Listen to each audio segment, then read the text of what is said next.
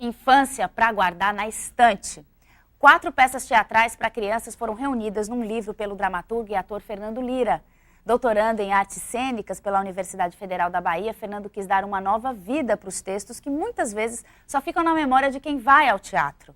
Esse trabalho, chamado Os Brinquedos no Reino da Gramática e Outras Peças para Crianças, vai ser lançado nesta quarta-feira no Centro Dragão do Mar de Arte e Cultura. O Fernando está aqui no Viva Fortaleza. Bem-vindo, obrigada pela presença. Obrigado. Fernando, o teatro ainda é um lugar atraente para a criança? Principalmente para criança, assim, não para todos os públicos. Eu acredito que o teatro ele é atraente para todos os públicos, mas na questão do teatro infantil, a gente percebe que ele tem um apelo maior em termos de público, porque a criança ela não vai sozinha, já vai com os pais, e os pais, muitas vezes interessados em ter essa formação cultural, quer levar suas crianças desde pequena, né? Justamente isso.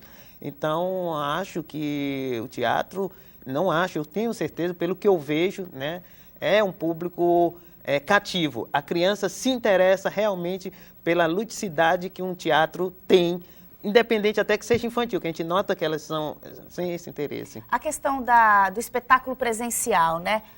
Ainda é capaz de encantar, ao seu ver, as crianças que hoje têm tantas outras opções virtuais, cinema, computador, televisão, e são espetáculos visuais, assim, às vezes até estrambólicos?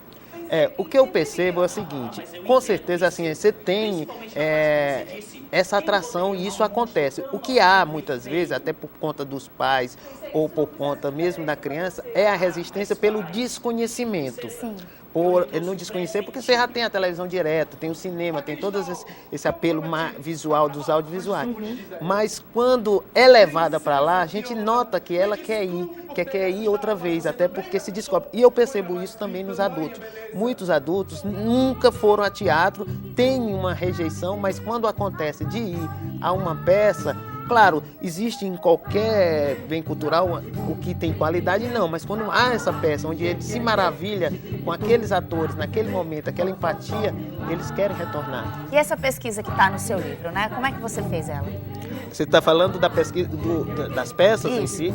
Então, essas peças, eu tive a felicidade de todas elas já terem sido encenadas. Temos uma sendo encenada neste ano, que é o Fantástico Circo dos Humanos Amestrado, e ela vem ao longo do tempo. A primeira peça que eu escrevi chama-se O Rei para Criança, né? O chamado para criança, porque eu também escrevo para adulto.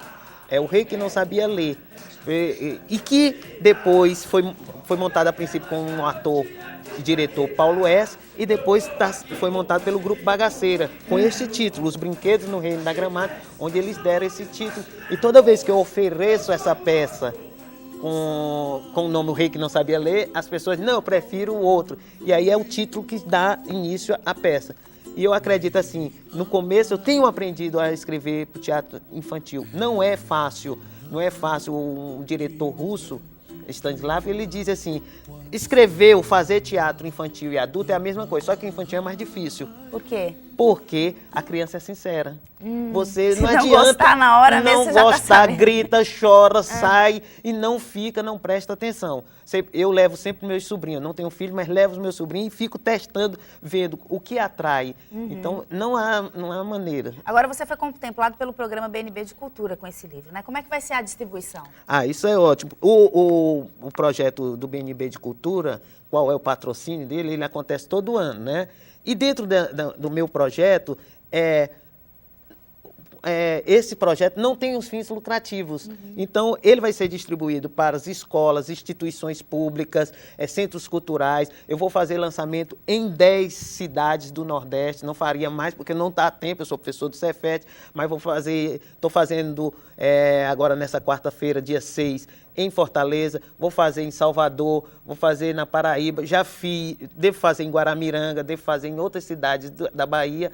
E essa distribuição, o Cefet, ele viabiliza, por exemplo, tem uma escola pública do Nordeste ou qualquer, tem o interesse, o Cefet manda gratuitamente. Então, as pessoas entram em contato com o Cefet. Pode entrar com o Cefet, claro que pode entrar comigo, mas eu acho que o Cefet é a instituição que é fácil tendo acesso. Então, é só chegar e dizer que ele manda gratuitamente para você. Mostra o livro para o telespectador dar uma olhada. Agora, você precisou adaptar os textos? Porque, assim, o teatro, o texto que é encenado é diferente do que vai ser lido. Houve essa adaptação, não? Houve um dos textos, que é a Miralu e a Luneta Encantada, ela é a adaptação de Joaquim Manuel de Macedo da Luneta Encantada. Na realidade, o meu é da Luneta Mágica, de Joaquim Manuel. Então, realmente, este foi uma adaptação, onde era um conto juvenil, mais para adulto, e eu trouxe tentando trazer essa linguagem mais para criança. E toda adaptação, você retira a cena, você coloca outra e você cria, mas o eixo da história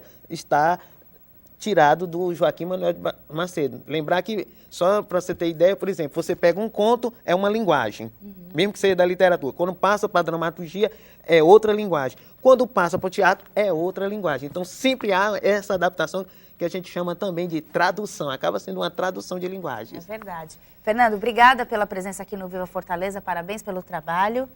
No próximo bloco, a gente embarca numa viagem por Fortaleza. É a Rota da Topic 028.